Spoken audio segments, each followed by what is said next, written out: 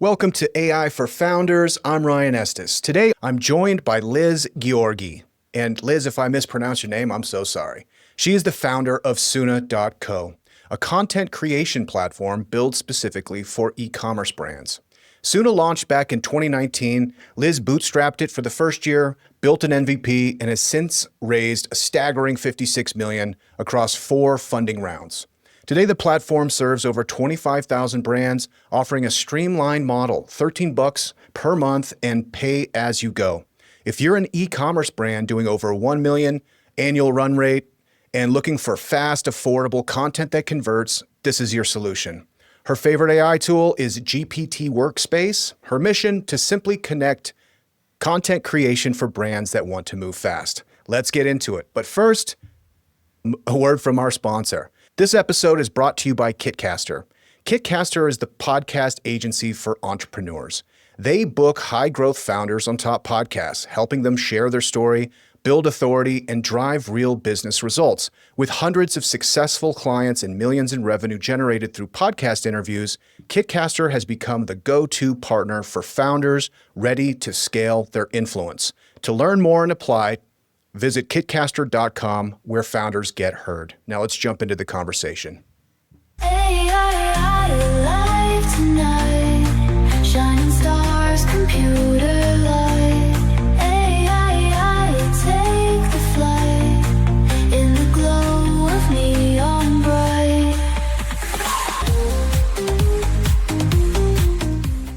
So excited to talk about Soona.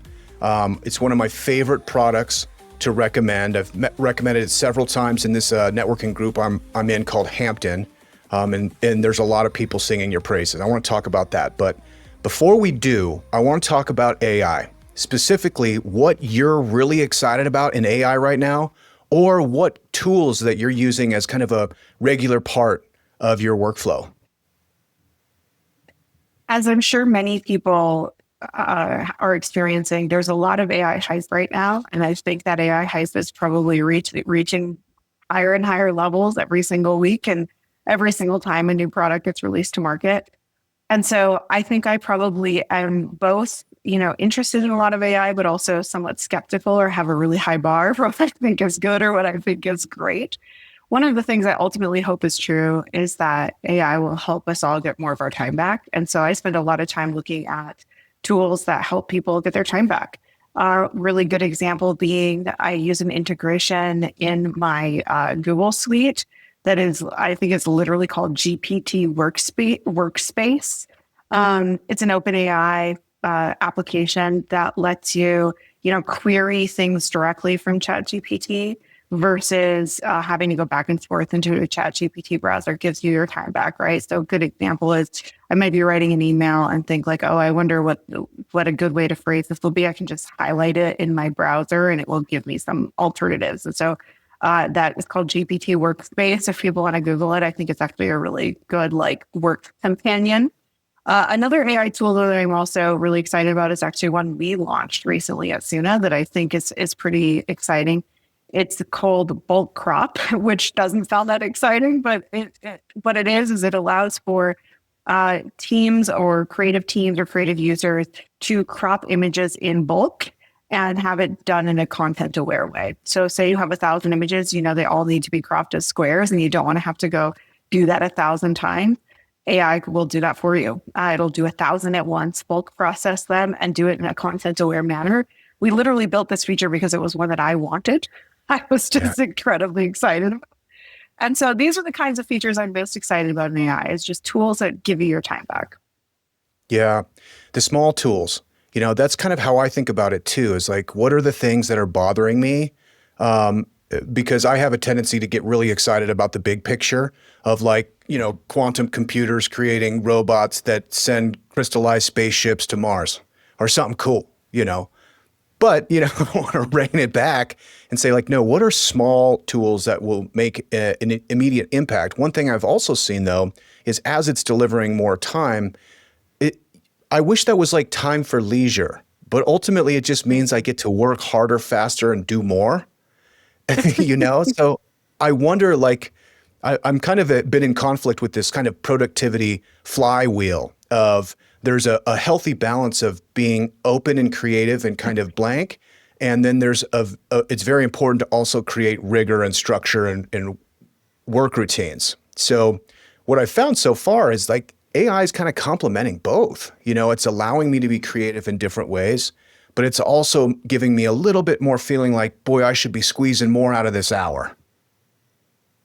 I certainly think that tension exists. And I think that tension exists inherently with any technology that comes to work. I don't think that's specific to AI. I think about how many hours a day I used to spend in my email. And now I spend virtually very little time in my email because I spend so much more time in Slack having real-time communication, real-time conversation. And that's just happened in the 20 years of my professional career, right? So I think that's true of a lot of the different tools that have come into our workflows and into our work lives.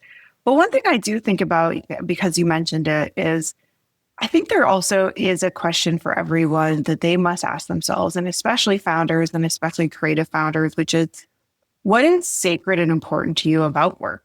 And I know that that's a kind of a woo-woo question, but it's a question I love to ask because for me, what's really sacred is my time where I get to be creative. And it's the time when I get to do a lot of free form writing. I love to write. Writing is something that's really important to me. I carve out time every single week to write a post or two on LinkedIn. I write a memo every single Monday morning to my employees that is called the Monday Memo. That's about what are things happening to business, what are things in the news that I'm reflecting on, what are just things in my own life that I'm thinking about that might be worth sharing with them. I'm writing a book right now. And so, having that time every single week to spend a few hours, writing a few pages. And I was at a dinner recently and someone asked me like, oh, are you using ChatGPT to write any of those things? I said, no, I'm not using Jasper. I'm not using Copy AI. I'm not using any of these AI writing tools because it's really sacred to me. It's actually not about the task of writing. It's about the time it gives me to learn about myself, learn about my business, learn about the market, and the time it gives me to be creative and explore the sides of myself that have been true since I was a child, that are what drew me to do this to begin with. And I think asking yourself that question of what's sacred to me and making sure that maybe you're using these productivity hacks or you're using these time unlocks to give yourself more of that time at work that is sacred is the secret unlock that all of us are actually looking for. Yeah, I love this idea of what's sacred about work. It's interesting, and it's bringing up maybe a musical analogy for me. I wonder if this lands for you, particularly around writing with GPT. When I'm writing with GPT, I feel like I can't get the prompt out fast enough. Like, one more prompt will fix it. Whereas if I feel like I'm writing, I love to write essays, and I'm not using the prompt. Well, then I'm feeling like a little bit more in the pocket. So to use a musical analogy, when you're performing, I was taught in fourth grade by Mr. Kohut, shout out to Mr. Kohut, to think of the beat as being like this big. And you can be in front of the beat, you can be in the middle of the beat, or you can be slightly behind that beat, and that's all feel. And to me, this is where maybe the sacredness comes in, because to me, I want to be in the pocket. I want to be on the beat or behind the beat just a little bit. That's where you get a little bit of a swing. And like holding a rhythm through your workday is really important. So I don't know how that lands for you. Do you feel like when you're writing with GPT that you're ahead of the beat, and when you're writing your Monday memo, you're a little bit more behind? I think one is more of an iterative process and one is actually a truly generative process. And what I mean by that is I think people talk about ChatGPT as generative AI, or they talk about, a lot of the innovation in AI as being generative. But actually, I think human beings are the ultimate generative intelligence, and that AI is actually an iterative intelligence. It's iterating on what we're giving it. It's iterating on our thoughts. It's iterating on what we're doing. Whereas when I'm sitting with myself and I am allowing words to come, your beat analogy is beautiful. I think my version of it is just, it's more about what comes to me naturally, what is generating from me organically without having a lot of interference or interjection. One of the things I think is so interesting about these AI conversations is just this idea of what is AI best used for? And a lot of leaders, a lot of companies, small and large, are having conversations about what is AI best used for. And I think for me, it is about creating time for me to spend more time on the things that I think are important for my business, important for my relationships, and spend less time on the things that I think are truly iterative. So that beat analogy, I think it's like, yeah, you're iterating on the beat of what's happening. You're maybe adding a little bit of symbol here or putting a little bit of flair over there. Whereas for me, when I'm spending time, here with you in this podcast or having lunch with a client, I want to be able to be fully present, listening, thinking, and then reflecting on that time later. And it's so common in modern work to not have that reflection time. But I laugh, like so many people talk about the brilliance of Steve Jobs, but what I think the most brilliant thing about Steve Jobs is that Steve Jobs went for a walk every single day without, and then he did it in one of two ways, either to have a conversation with someone else. So again, like to connect, to feel something, to be in deeper reflection with himself, or he would go on a walk without music, no iPod, no, extra streaming. He would just be listening for his own thoughts. I think that maybe was his ultimate genius. It was allowing him to generate his own new ideas, to think of new things. And maybe that was his own beat, right? That walking to that beat was his own way of finding what was next for that business. Well, it's funny because they have the expression now, touch grass. Yes. You're spinning out. It's And like, I think dude, it's go touch true. grass. Yeah, it's like actually literal. It's like, no, you really should. Yeah. That's amazing. Let's talk about Soona. And particularly, I've been, I pay close attention to Soona. I know that you've made some acquisitions for AI tools to incorporate into your tool. Give us a quick description of what Soona does and what it's solving for. Absolutely. I'm always happy to talk about my business. So thanks for the opportunity to do so. Soona really seeks to solve for the visual in e-commerce. So every single person who sells a product online, they need to create a tremendous amount of photo, a tremendous amount of video to successfully communicate about their products online. Over the last 5 years, we've created, in some capacity, roughly 40 million images for different customers and about 1 million videos for customers to, sell their product on their Shopify store, promote it on Instagram, market it on TikTok, expand into Amazon or other retailers. And so we provide both the software platform and the logistics network to get that done. We acquired an AI company last year called Mocker, and I was really attracted to the business for two reasons. One was they had an approach where they were really integrating directly with existing product photography to make more photography. And the idea in my mind was, wow, Soona really already is a pipeline of product photography. And so if we could help that pipeline connect to more expansive opportunities, that would be amazing for our customers. In really practical terms, what that means is you can take a beautifully shot product and white image that we capture on our platform for customers. And then you can literally then expand that into limitless possibilities. Do you want to put it on a gray background? Do you want to put it in the kitchen? Do you want to, test some new concepts or ideas with different colors or different themes? And so that's what Mocker really allowed customers to do. And when we purchased it, we immediately also then had a lot of ideas for how we could expand that product. So, I mentioned things like being able to do bulk cropping, but also like bulk actions. If you have 1,000 products and you want all of them in the kitchen, let's do that. And so when you're really growing and scaling a company, you need a lot of content. Content doesn't go away. It's part of the day-to-day of running your business. We really have to think about how do we be the layer that helps people scale that content creation, do it affordably, and do it really easily across all of our tools and services. And our AI acquisition really helped us accelerate that. 100%. Who would you say is I know you're working with e-commerce brands, but who's kind of like your ideal customer?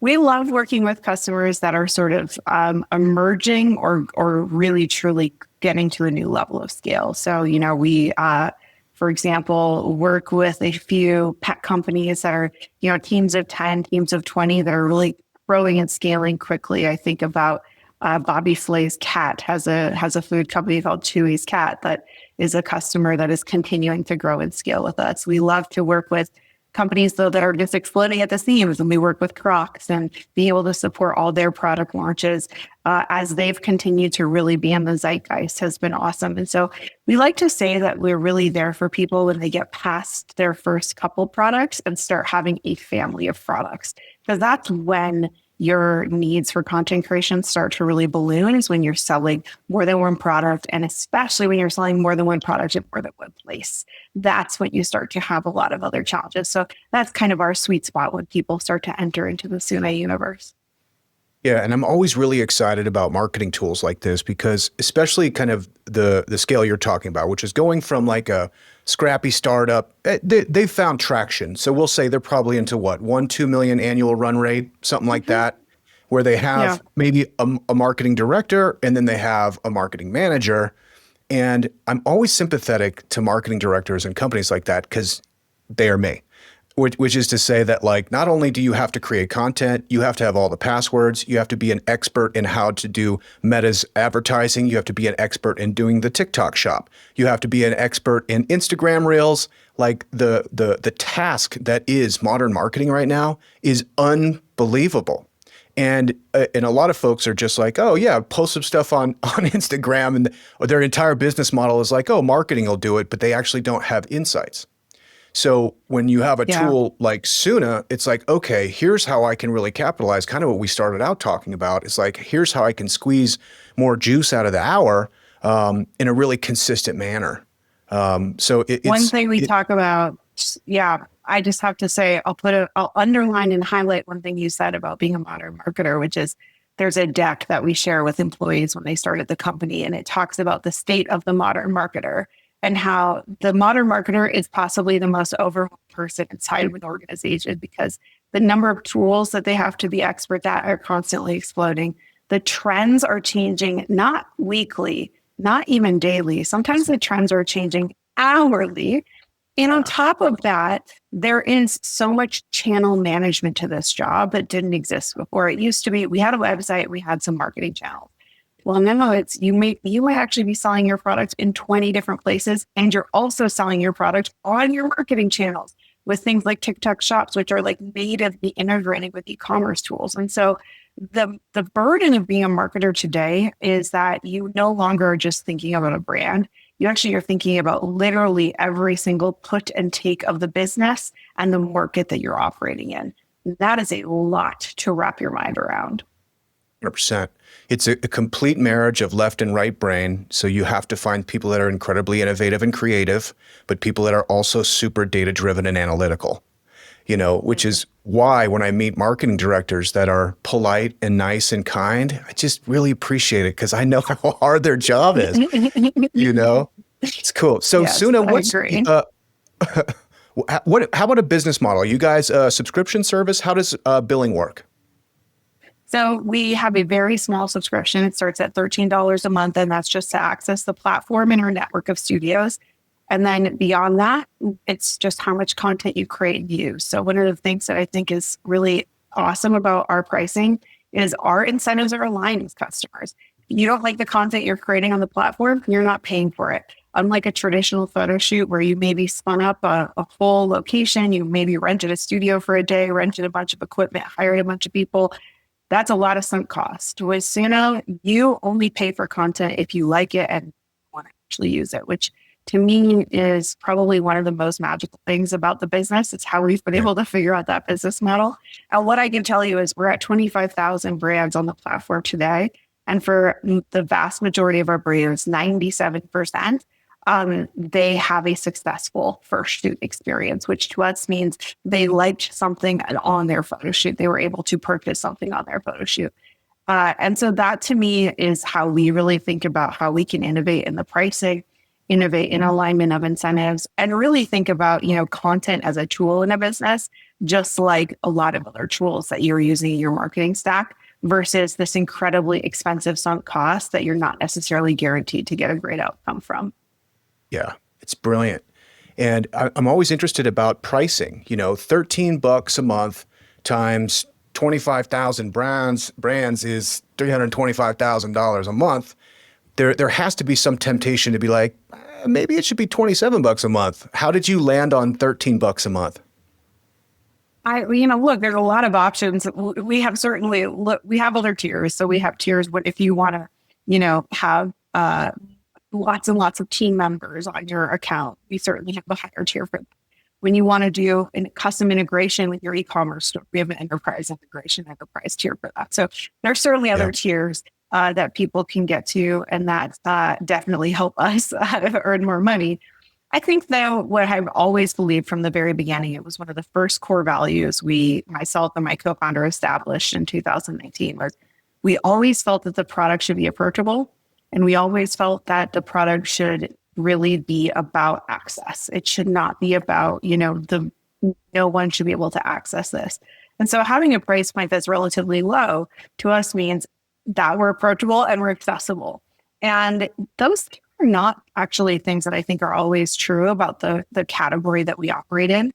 One of the things I talk about a lot with creatives is that there's a lot of sort of ego in the creative space. And a lot of it's earned, right? But it's because it can feel back to your point about right brain, left brain. Really great photographers are actually a hugely sophisticated combination of creative and technical. They understand not just what they're trying to create, but how to create it. And the end result of that is that there's a lot of people in the industry who maybe aren't very friendly, who aren't very approachable, who aren't easy to work with. We want it to be the opposite of that. Pricing is one of the ways you can communicate that, right? You can say, look, we don't want to be hard to understand. We want to be easy to understand. And so that's why we've really focused on using pricing as a lever in that way. Love it. It's so smart. Yeah, it's like having a beautiful front entrance. It's like, I want to walk through that door. Yes. Cool. Exactly. When did you found Soona? I founded I started working on the company in 2018, formally founded it in 2018. In 2019? 19. Yeah. 19. Nice. Yeah. Very cool. And at the inception, how did you finance the company? Oh, well, I was actually a second-time founder. So I had the wonderful benefit of understanding a lot about how to finance a company. And my first company was actually a bootstrap company. So I actually started looking at exiting that company when I knew I wanted to start this company, because ultimately I understood that I did not have the financial resources to start a software company. One of the things I knew I wanted to do was develop a software product. And when I started adding up how much time it would take, how much money that would take, I knew it was going to take a while. And so I actually started working as a broker in 2018 to package up the business and put it in position to sell. And then eventually did sell the company in 2020. And so for a full year, I was like kind of bootstrapping it, kind of making it work. And then in 2020, when I sold my first business, I used some of the cash earnings to actually develop the first prototype of what would become the Soona platform. That then allowed me to get to an MVP. And getting to an MVP then allowed me to go out to the venture capital markets and start my journey of raising venture capital. So now at this point, we're a post-Series B company. So we've raised 4 rounds of financing since. And, tons of pros and cons I've learned along the way between bootstrapping and being a venture-backed business. But, what I always say to people is that I don't have a lot of judgment about what's better. What I think I've really just come to discover about each is that there are different reasons to do each strategy. And at this point, we're on the venture path, and that's the path we're going to stay on. It's hard to get off once you're on. That's amazing. So what's the total fundraising to date? $56 million. $56 million. Amazing, Liz. One thing I love about your commitment to content is you really speak autobiographical on LinkedIn about kind of like a build in public kind of way where you're kind of letting people in. You're also very vulnerable about insecurities and things, which I think just like, I don't know, I'd love to hear your experience of kind of how that's kind of shaped your journey as like an entrepreneur. I've always felt that storytelling is a really powerful tool, and people want to be part of stories. And I want to be part of a story. If I think about buying a product, it's typically because I think that product is going to help me do something that's part of my life and part of my story. And so I think a lot about that. Like, how do I bring people in and how do I let them be part of Soona's story? Because if you feel like you're part of Soona's story, you're probably a little more emotionally attached to it. And ideally, you're rooting for us. And I think Yeah. that's the biggest thing of all, is that people recommend and talk about companies that they're rooting for. And so that's always been part of my strategy, is to just be really founder-led in the storytelling and be really positive about sharing with people. But then I think it's got to also be balanced with something that is just so true about storytelling in general, which is you can't just share all good news all the time. Every good story has ups and downs. The hero's journey intentionally has a moment of strength. It intentionally has a moment of conflict. And if you never share those difficult moments, if you never share the conflicts that happen, you also don't invite people to really root for you to get to the other side of it. And so I've always tried to say, there are lots of things to celebrate. There are a lot of things that are incredibly awesome about this business that I'm so proud of. But there's also things that are just genuinely incredibly hard. And pretending like that's not the case actually pushes people away instead of inviting them in. And my approach is always, to the best of my ability, to invite people to be part of our story. Love it. Liz, we've gone a little bit over. I really appreciate it. This has been an awesome conversation. I mentioned LinkedIn. What's the best place for people to reach out to you personally? Oh, I would love for people to come find me on LinkedIn. You can just search for Liz Giorgi, Giorgi. And then my other favorite place right now for people to connect with me is actually on TikTok. You can follow me at CEO Lady. That's where I'm doing daily posts on everything from what's going on in e-commerce to what's going on in small businesses to my random opinions on random things. Love it. TikTok is too fun. I held out for a while, but last year I started looking at a couple videos, and immediately it was playing like vintage NBA clips and like baseball highlights. I'm like, oh my God, I'm never leaving. Yeah, it figured me out true. The quick. algorithm learns you quickly. It's so Cool. true. And then It's so true. if somebody is curious about Soona, what's the best place to go there? Yeah, the best thing to do is go to soona.co. That's SOON as in Nancy A.co. Amazing. Thanks, Liz. Thank you. Thanks for having me, Ryan. So let's talk about podcasts for a second. You're listening to one, which is awesome, by the way. Thank you so much. But have you ever thought about being a guest on a podcast? Like, seriously, imagine sharing your story and your expertise and your business all on shows where your ideal customers are already listening. Kitcaster connects founders and entrepreneurs, professionals, with podcasts that actually make sense for their brand. No pitching, no guessing. You just have great conversations on great shows. And the best part, Kitcaster handles everything. You just show up and bring your A game, Kitcaster does the rest. This is hands down one of the easiest ways to grow your personal brand and just create a wellspring of content for short video, for blog posts, for speaking engagements, for whatever. So if you've been thinking, yeah, I really need to step up my content game, go to kitcaster.com and apply today. Now back to the show.